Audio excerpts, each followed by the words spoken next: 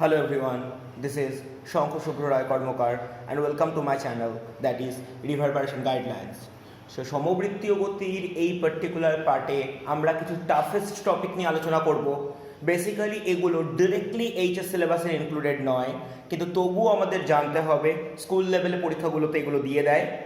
So আমি যে জিনিসগুলো করবো এগুলোকে খুব ভালো করে বুঝবি অ্যান্ড যদি কিছু ডাউটস থাকে আমাকে জেনুইনলি কল করে জিজ্ঞেস করে নিবি। So here we start. আগের দিন আমরা যখন পড়াশোনা করছিলাম তখন কোনো একটা রাস্তার ব্যাংকিং জিনিসটা বুঝেছিলাম, এবং ব্যাংকিং থেকে আমরা একটা জিনিস বুঝেছিলাম যে যদি কোনো রাস্তা একটা দিকে টার্ন করে অর্থাৎ ব্যাকে, তাহলে যে অভিমুখে বাঁকবে সেই অভিমুখের দিকে রাস্তাটিকে অপেক্ষাকৃত নিচু করা হয়, আর যে দিক থেকে বাঁকবে সেই দিকের রাস্তাটিকে অপেক্ষাকৃত উঁচু করে দেওয়া হয়। অর্থাৎ যদি কোনো আরোহী এই পথ থেকে এই পথ বরাবর বাঁকতে চায়, তাহলে এই রাস্তাটিকে যদি ব্যাংকিং অ্যাপ্লাই করা হয় তাহলে দেখা যাবে যে রাস্তাটি এই ঢাল বরাবর একটু উঁচু থাকবে, আর যেদিক বরাবর বাঁক নেবে সেদিক বরাবর একটু নিচু থাকবে। আর এই গোটা রাস্তাটি যদি x পরিমাণ চওড়া হয় তাহলে আমি এটিকে বলতে পারি x, এবং যে দিক থেকে বাঁক নেবে সেই দিকটি অন্য পাশের দিক থেকে যদি h উচ্চতা হয়ে যায় তাহলে এই পুরো উচ্চতা থেকে আমরা বলতে পারবো h। আর এই কোণটা যদি থিটা হয় তাহলে আমরা জানি tan থিটা কথার মানে h/x। এইটুকু অবধি আগের দিন আমরা জেনেছিলাম। এখন আমরা এই ব্যাংক রোড অর্থাৎ এরকম বাঁক খাওয়া কোনো একটি পথে কোনো একটি গাড়ি টার্ন করবে, এবং এই গাড়িটা যখন টার্ন করবে এই গাড়ির সাম্যাবস্থা বা কি কন্ডিশনে সেটা সম্পূর্ণ স্বাভাবিকভাবে সর্বোচ্চ কত বেগ দ্বারা এই রাস্তা বরাবর বাঁক খেতে পারবে তার কন্ডিশন নিয়ে আলোচনা করব। এখন ধরা যাক যে গাড়িটি এই বৃত্তপথে পাক দিচ্ছে অর্থাৎ টার্ন করছে সেই গাড়িটির ভর কিনা স্মল m। তাহলে আমি ধরে নিচ্ছি গাড়ির ভর স্মল m। তাহলে নিচের দিকে গাড়িটার একটি ওজন কাজ করবে, কারণ ওজন সর্বদা খাড়া নিচের দিকে কাজ করে। তাহলে আমি ধরে নিচ্ছি গাড়ির ওজন যা কিনা mg খাড়া নিচের দিকে কাজ করছে। এখন গাড়িটা যেহেতু একটা বৃত্তপথে টার্ন করছে অর্থাৎ এই বরাবর বৃত্তপথে টার্ন করছে, এবং বেগ যদি v হয়ে থাকে তাহলে গাড়ির উপর অবশ্যই একটি অপকেন্দ্র বল কাজ করবে, এবং এই অপকেন্দ্র বলের মান কত হবে না mv²/r। এখন v বেগে রাস্তা বাঁক নিলে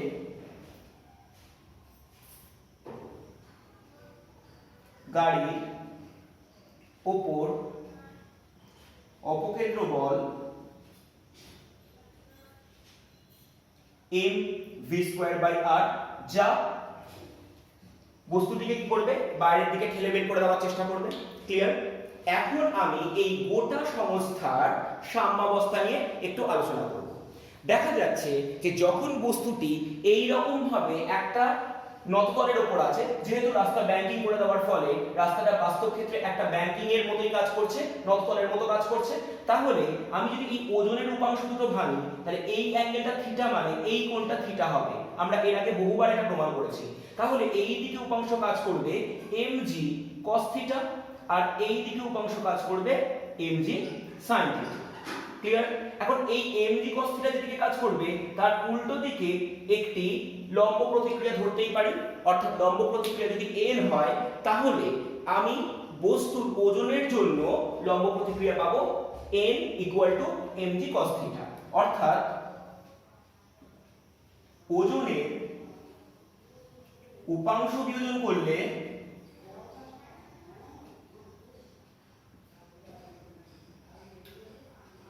নততল দ্বারা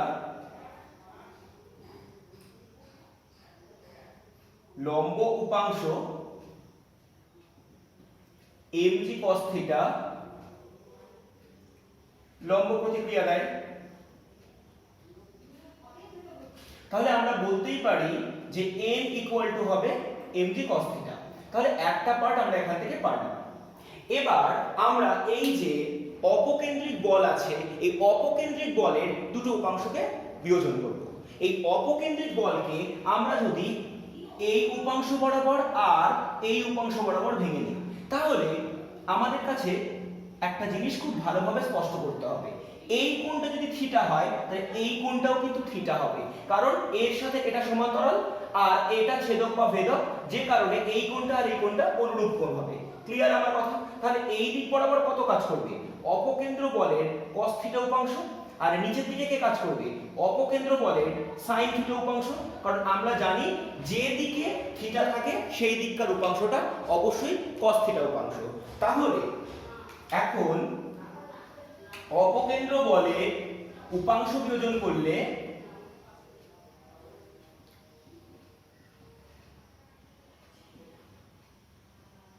আমরা পাই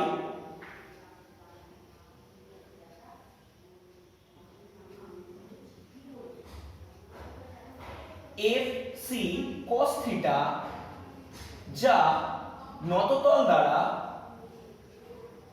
বস্তুকে বাইরে ফেলে। ক্লিয়ার? অর্থাৎ এই যে FC cos থিটা উপাংশ, এই FC cos থিটা উপাংশটা বাস্তব ক্ষেত্রে কি করছে? বস্তুটাকে টেনে এই বৃত্তাকার পথের বাইরে ফেলে দিতে চাইছে। অর্থাৎ যখন গাড়িটা এই বৃত্তপথে বাঁক নিচ্ছে তখন কি চাইছে? এই ব্যাংকিং করা রাস্তার উপর দিয়ে বস্তুটিকে বাইরের দিকে ঠেলে ফেলে দিতে। ক্লিয়ার? আর অন্যদিকে এই FC sin থিটা যে উপাংশটি বস্তুটির ওজনের cos থিটা উপাংশের দিকে কাজ করছে, তা বাস্তব ক্ষেত্রে বস্তুটির নিচের দিকে ওজনকে বৃদ্ধি করছে। অন্যদিকে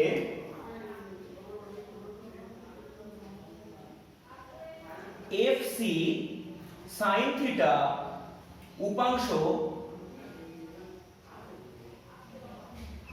টি বাস্তব ক্ষেত্রে ওজনের নিম্নমুখী বলকে আরো বৃদ্ধি করে।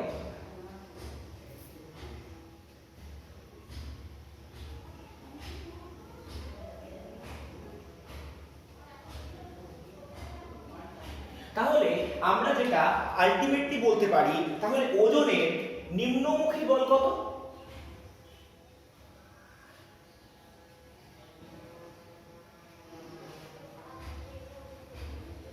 আমরা বলতেই পারি mg cos theta plus fc sin theta, অর্থাৎ এই দুটো উপাংশ মিলিতভাবে ওজনের নিম্নমুখী বল তৈরি করছে। তার অর্থ হলো যে এখানে লম্ব প্রতিক্রিয়া তৈরি হচ্ছে, এই লম্ব প্রতিক্রিয়া মোট দুটো আলাদা আলাদা সমষ্টি। একটা সমষ্টি তো অলরেডি ছিলই, এবং দ্বিতীয় আরেকটি তৈরি হলো, যেটাকে আমি n ড্যাশ দিয়ে নাম দিলাম। তাহলে মোট লম্ব প্রতিক্রিয়া কত হবে?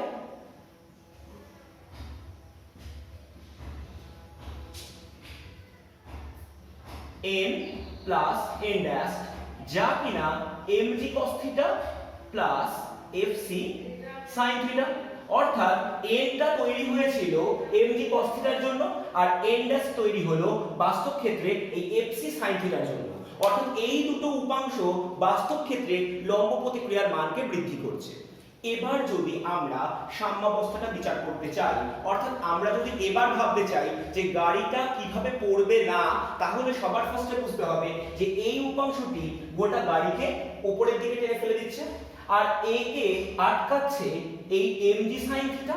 তার সাথে এই দিক বরাবর একটি ঘর্ষণ বল, যা কিনা Fr দিয়ে সূচিত হচ্ছে।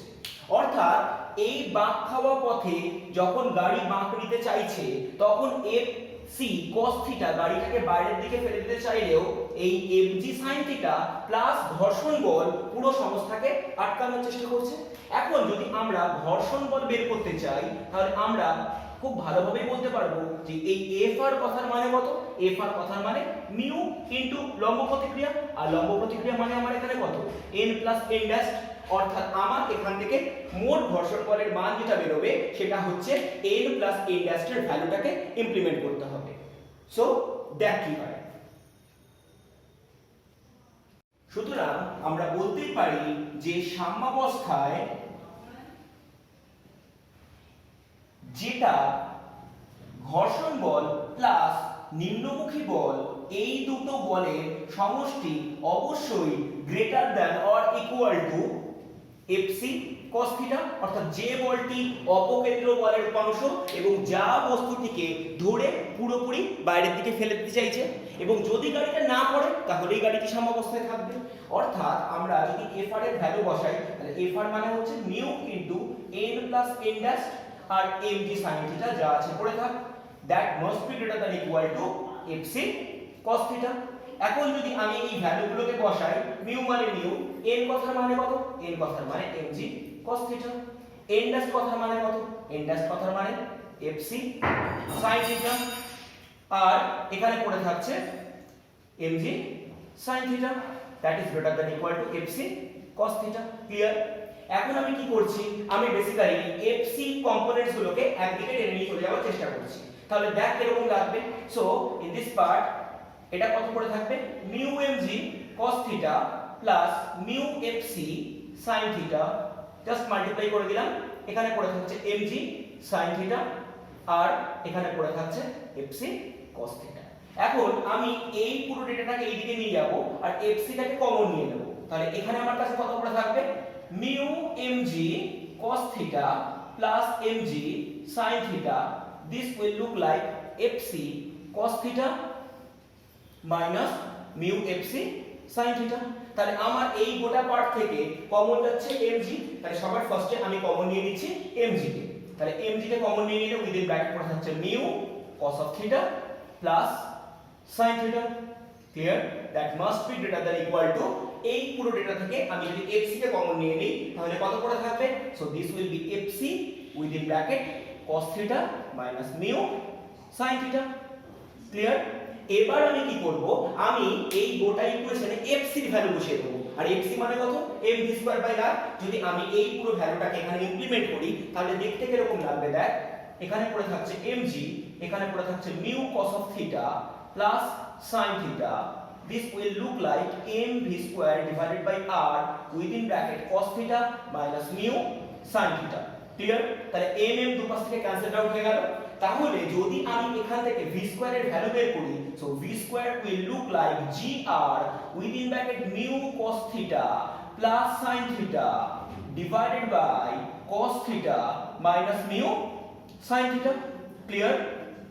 এখন যদি আমি v এর ভ্যালু বের করি, so v will be nothing but gr within bracket mu cos theta plus sin theta by cos theta minus mu sin theta, পুরোটার পাওয়ার হাফ।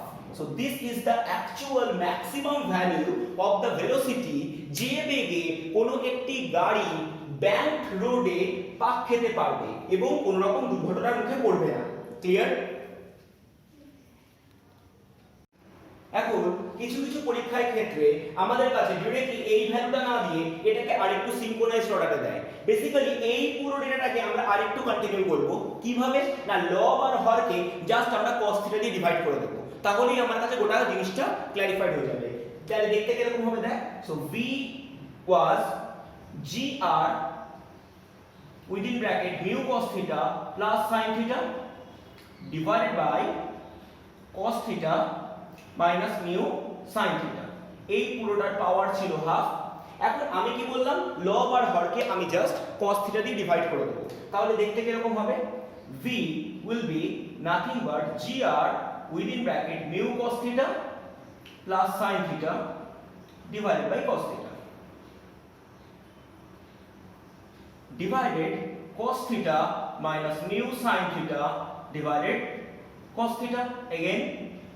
তাহলে এই পুরো ব্যাপারটাকে যদি আমি ইজিলি ক্যালকুলেট করি, আমি কি পাবো, v will be gr, এখান থেকে কত আসবে, এখান থেকে আসবে mu, এখান থেকে আসবে tan theta divided by এখান থেকে আসবে 1 minus mu tan theta, পুরোটার পাওয়ার হয়ে যাবে half. and this will be the maximum value of the velocity of a car, যে ভেলোসিটিতে একটা কার কোনো ব্যাংক রোড বা ব্যাংকিং করা রাস্তার উপরে পুরোপুরি বিপদের হাত থেকে বেঁচে টার্ন নিতে পারবে। ক্লিয়ার আমার কথা? সো আমরা এক্ষেত্রে যা যা ক্যালকুলেট করেছি এই ক্যালকুলেশনটায় এটা ইকুয়াল সাইন যদি আমরা না অ্যাপ্লাই করি তাহলে এই গোটা ক্যালকুলেশনে এটাকে আমরা লিখতে পারবো লেস দ্যান ইকুয়াল টু, অর্থাৎ সর্বোচ্চ যে বেগ দ্বারা গাড়িটি টার্ন নিতে পারবে অর্থাৎ এই বেগের থেকে যদি বেশি হয়ে যায় তাহলে অ্যাক্সিডেন্ট অবশ্যম্ভাবী। ক্লিয়ার? যে টপিকটা নিয়ে আমরা এক্ষুনি আলোচনা করব সেটা বাস্তব ক্ষেত্রে শঙ্কু দোলক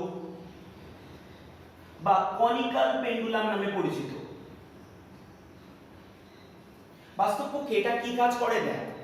একটা দড়ি থাকে, এই দড়ি থেকে আমরা একটা ফিক্সড পয়েন্টে আটকে একটা বস্তুকে ঝোলাই, ঝুলিয়ে এটাকে নরমালি এই বরাবর ঘোরানো হয়।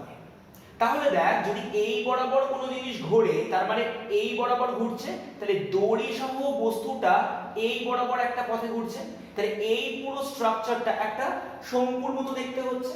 মানে আমি যেটা করছি সেটা হচ্ছে এই রকম একটা পথ বরাবর বস্তুটিকে নিয়ে দোলাচ্ছি, তাহলে এটি এই বরাবর করে দুলছে। আর যেহেতু দড়ির সাহায্যে ঝুলে আছে সেহেতু এই পুরো ঘটনাটা সম্ভব। এখন আমাকে বলতে হবে এই শঙ্কুদোলকের ঘূর্ণনের ফলে কি সম্ভাব্য শর্ত আছে, এবং মোট দুটো জিনিস আমরা এখান থেকে এস্টাবলিশ করব এবং সেই দুটো জিনিসকে আমরা এক্ষুনি প্রমাণ করছি। রাইট? তাহলে আমরা সবার ফার্স্টে ধরে নিচ্ছি, ধরা যাক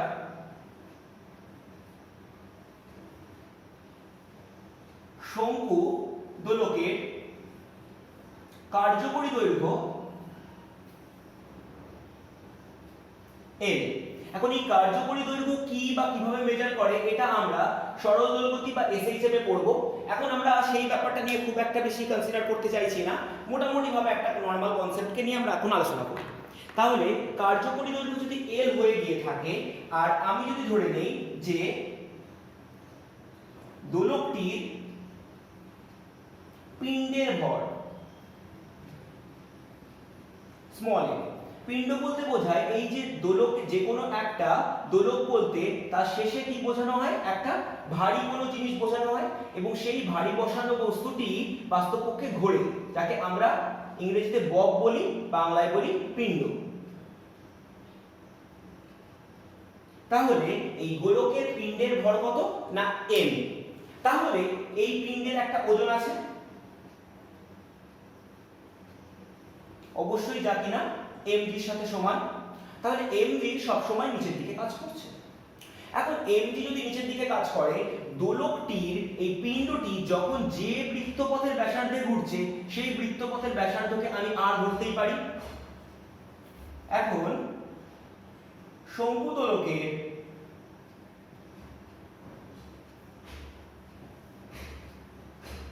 পিণ্ডের বৃত্তপথে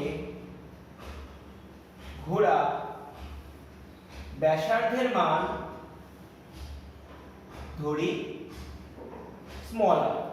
তাহলে যদি স্মল r বৃত্তপথে শঙ্কু দোলকের পিণ্ডটি ঘোরে তাহলে সবার প্রথমে যেটি হবে সেটি হচ্ছে অপকেন্দ্রিক বলের মান। আমি ধরে নিচ্ছি, ধরি সর্বোচ্চ কৌণিক বেগ ওমেগা। তাহলে অপকেন্দ্রিক বল কত হবে?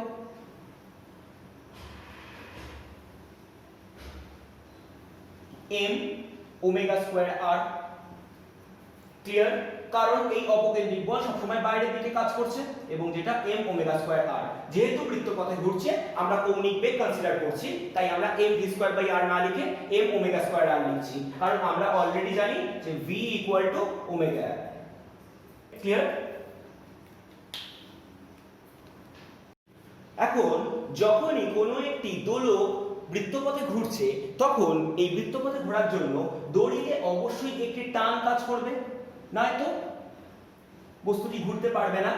এখন আমি ধরে নিচ্ছি দোলকের দড়িতে টান T, এবং দোলকটি যদি সাম্যাবস্থায় থাকতো তাহলে সরাসরি ঝুলে থাকতো, অর্থাৎ সাম্যাবস্থা থেকে সর্বোচ্চ থিটা কোণ করে ঘুরতে পারে এবং তা সাম্যাবস্থার সাথে থিটা কোণে আনত। ক্লিয়ার? যদি এটি থিটা কোণে আনত হয়ে থাকে তাহলে এই টানের মোট দুটো উপাংশকে আমরা বার করতে পারি। একটি উপাংশ অবশ্যই এই বরাবর কাজ করবে এবং একটি উপাংশ অবশ্যই কেন্দ্রের দিকে কাজ করবে। এখন এই কোণটা যদি থিটা হয় তাহলে এই কোণটা আমরা অল্টারনেট ইন্টেরিয়র অ্যাঙ্গেল বা একান্তর কোণ হিসেবে থিটা বলতে পারি। তাহলে এই দিকে কাজ করবে হচ্ছে টি cos থিটা, আর নিচের দিকে কাজ করবে, এটা কেন্দ্রের দিকে কাজ করছে, এটা হবে টি sin থিটা। ক্লিয়ার আমার কথা? কারণ বাস্তব ক্ষেত্রে আমরা কি করেছি যে এই বরাবর একটা টান আছে এবং এই টানটা আমার কাছে টি বলে, তাহলে আমি এর সাথে একটা সমান্তরাল রেখা টেনেছি। তাহলে এই দিকে যদি টি কাজ করতো আর এই কোণটা যদি থিটা হতো তাহলে এই কোণটাও কত হবে? থিটা। তাহলে এই দিকে কাজ করবে টি cos থিটা আর এই দিকে কাজ করবে টি sin থিটা। এখন নিচের দিকে যদি গোলকটি ঘুরছিল, যে গোলকটি আছে বা ববটি আছে তার ওজন mg, আর বাইরের দিকে অপকেন্দ্রিক বল ছিল m ওমেগা স্কয়ার r, তাহলে আমরা স্পষ্টতই বলতে পারি যে সাম্যাবস্থায় t cos থিটা অবশ্যই mg এর সাথে সমান হবে আর t sin থিটা অবশ্যই m ওমেগা স্কয়ার r এর সাথে সমান হবে। তাহলে এই দুটো জিনিস আমাদের কাছে অত্যন্ত ভালোভাবে স্পষ্ট এবং আমরা এখান থেকে এই দুটো ইকুয়েশনকে দুটো আলাদা আলাদা নাম দিয়ে দিলাম, এটা 1 এটা 2। এবার সবার ফার্স্ট আমি যেটা করলাম সেটা হচ্ছে 2 divided by 1, that is t sin theta divided by t cos theta. যদি এটা করে দেই তাহলে এটা হয়ে যাবে m omega square r divided by mg।